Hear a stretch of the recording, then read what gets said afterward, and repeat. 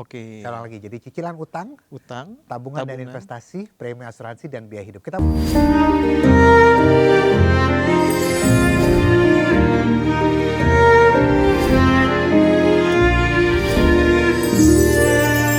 Oke, Bang, tapi kalau misalnya ngomongin soal tadi kan ngomongin soal uang ini dikantong-kantongin dulu lah yes, supaya nggak kepake.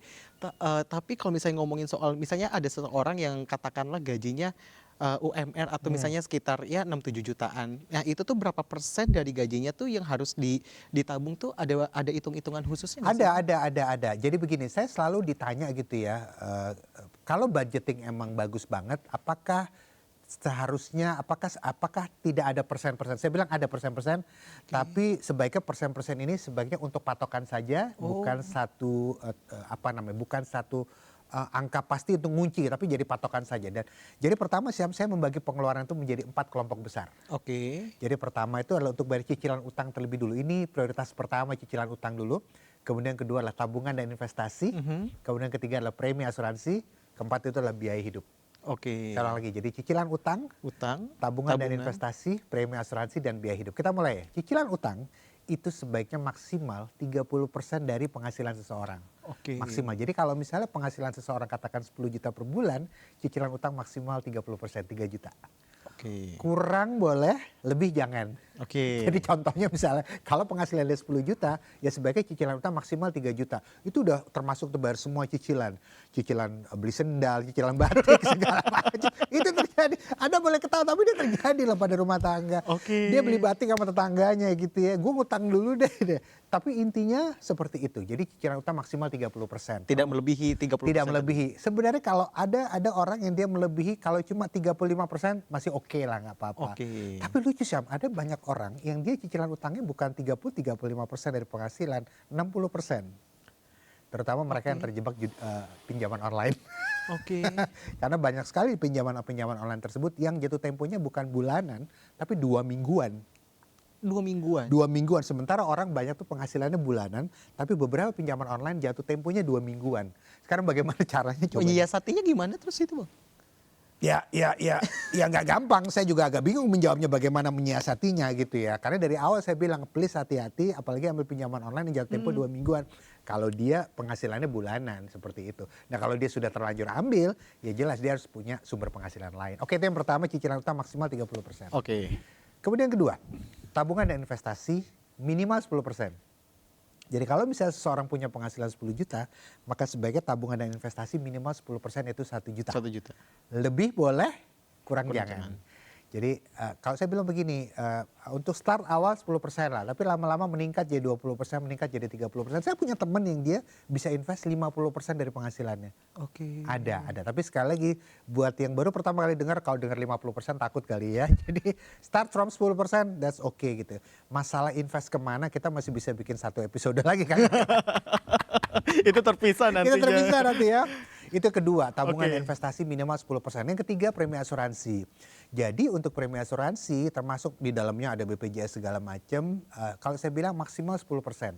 Oke. Maksimal 10% dari penghasilannya, kecuali kalau misalnya asuransi tersebut ada unsur investasinya, maka bolehlah dimasukkan ke yang ke yang tabungan dan investasi tadi. Tapi kalau asuransi dia tidak ada unsur investasinya, masukkan saja ke maksimal 10% dari penghasilannya. Oke. Contoh kalau penghasilan 10 juta per bulan, maka maksimal 1 juta untuk premi asuransi. Itu yang ketiga. Dan Oke. yang keempat untuk biaya hidup, untuk dia beli bahan makanan, Mm-mm. nonton, bayar sekolah anak, itu 50% dari penghasilan dia. Oke. Tapi jangan lupa sebenarnya biaya hidup dia nggak 50%. Karena apa? Karena ada cicilan utang juga yang 30%, dan kebanyakan kita orang Indonesia cicilan utangnya itu untuk apa? Untuk bayar biaya hidup juga. Jadi sebenarnya biaya hidup orang tuh kadang berarti bukan 50 tapi 80%. 80% Betul. most likely. Iya, most likely, betul. Oke. Ngelihat tadi kan udah dipaparin ya sama Bang Safir kayak gitu untuk pos-pos anggaran ini untuk ini untuk B, C, D kayak gitu kan.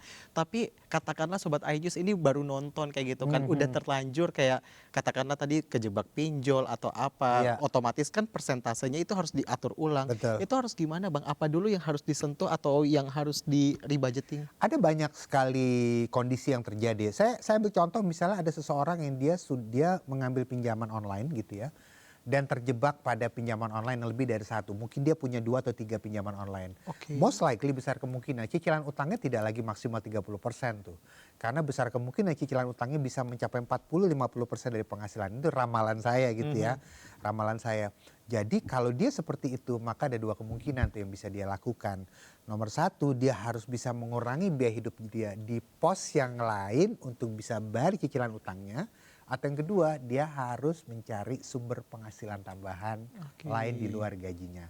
Dan lucunya Sam adalah sebetulnya zaman sekarang ini lebih mudah, kalau Anda perhatikan Sam, lebih mudah buat orang di zaman sekarang ini cari penghasilan tambahan loh. Iya. Dengan adanya internet, dengan adanya aplikasi editing di kayak kalau saya sebut ada namanya Canva lah, dulu ada namanya aplikasi foto namanya Shutterstock. Bahkan Sam, Anda bisa pergi kemana, Anda bisa motret pakai HP gitu, masukin di website namanya shutterstock.com atau apa, orang beli loh. Oke. Orang beli, Anda bisa upload taruh di Canva dan orang yang berlangganan Canva Pro kalau mau dia bisa ambil foto Anda dan Anda yang kreator fotonya dapat sekarang mudah sekali. Saya ingat banget dulu tahun 90-an. Karena saya pernah hidup juga tahun 90-an itu nggak semudah sekarang cari penghasilan. Sekarang tuh mudah sekali tinggal kita mau manfaatkan atau tidak. Masalahnya tinggal memanfaatkan. Iya betul. Tapi kalau untuk jadi, saya pengen ngulik dulu dari Bang Safir karena tadi ngomongin tahun 90-an.